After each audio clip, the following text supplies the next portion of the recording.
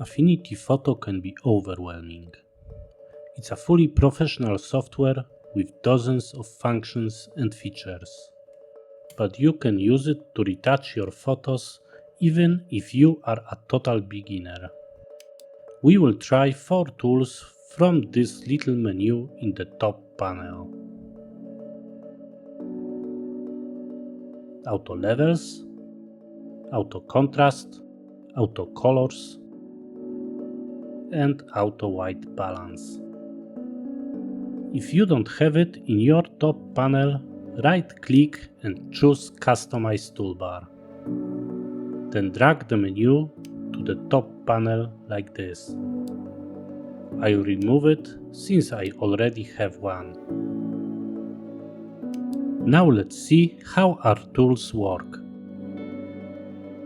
First, I'm duplicating the photo to compare the effect with the original.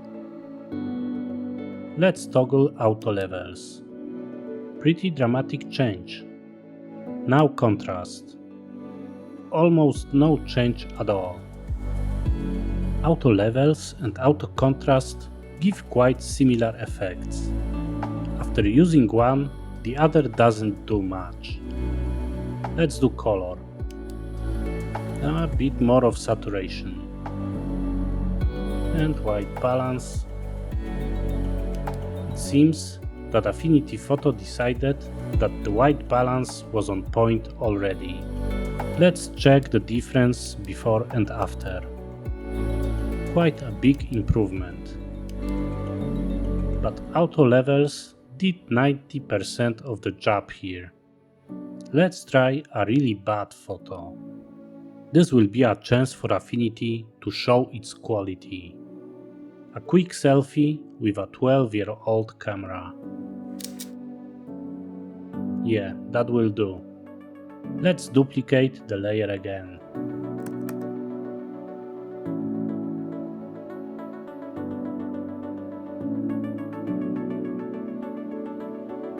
Or you know what? Let's make several copies. We'll work with our Auto Enhancement Tools separately. Levels didn't make as much of a difference as with a previous photo, but it definitely helped.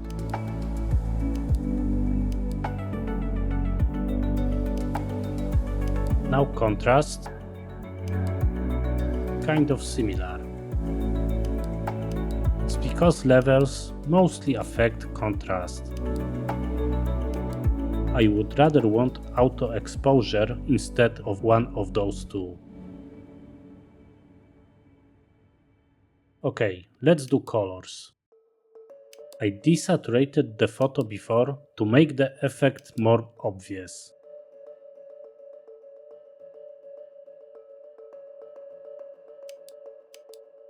And last but not least, white balance. This time it cooled the picture. Let's do the whole set again to see the difference.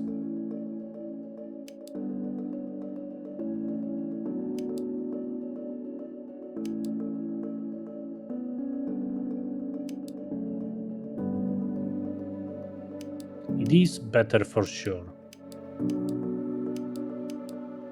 Now, back to the river. This is a nice picture already. Maybe a bit boring, but I'm not a skilled photographer. Not a landscape photographer for sure. Let's find out how Affinity does with this one. Again, levels. There is a change in the water at the bottom of the picture. We need more copies.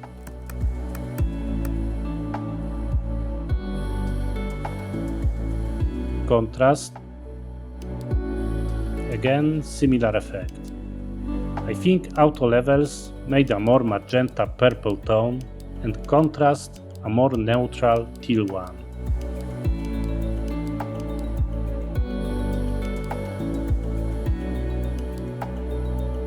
Now color. Virtually no change here.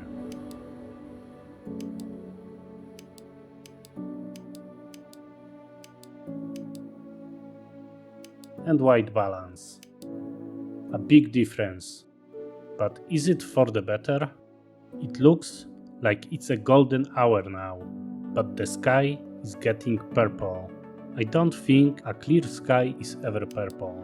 Let's use all effects at once. 1, 2, 3, and 4. Looks cool, but less real to me. Let's try one more thing. I'll switch the order. 4, 3, 2, 1.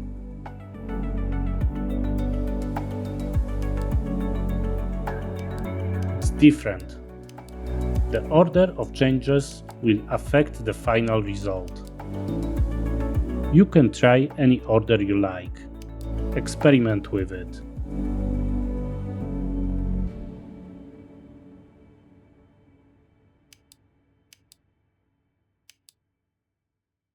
I have one last photo made with an iPhone.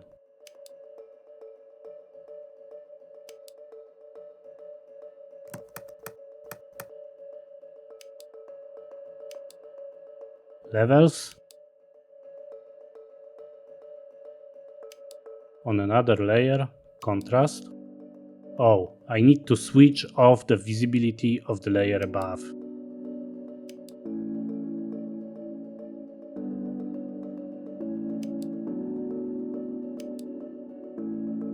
Colors.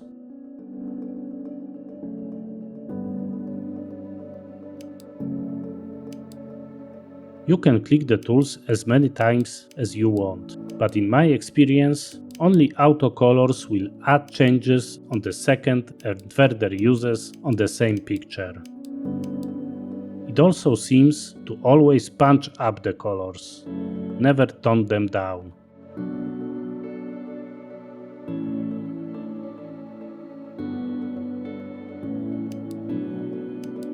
And white balance.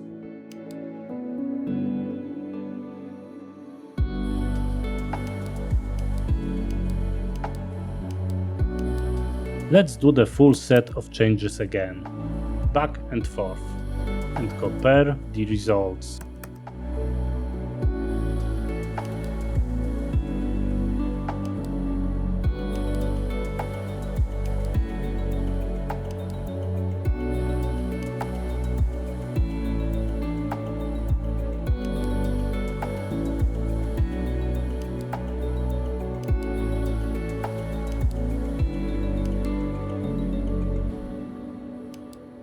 In my opinion, it made the picture worse this time.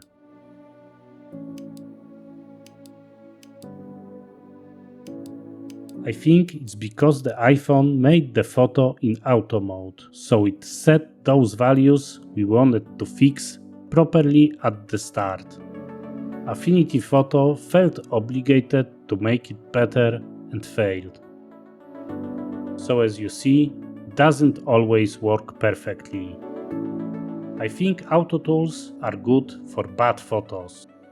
If you are learning photography and don't always get the best shots, Auto Enhancement Tools may save you. Especially if you're just starting your journey with photo editing tool. For more advanced users, it is useful for comparison with their own retouches. If auto enhancement looks better than your work, it means you didn't do the best job. Happens all the time to me. Anyway, try it. It's a great place to start with Affinity Photo. Check out my other videos for more simple tips on Affinity apps. Thanks for watching and bye.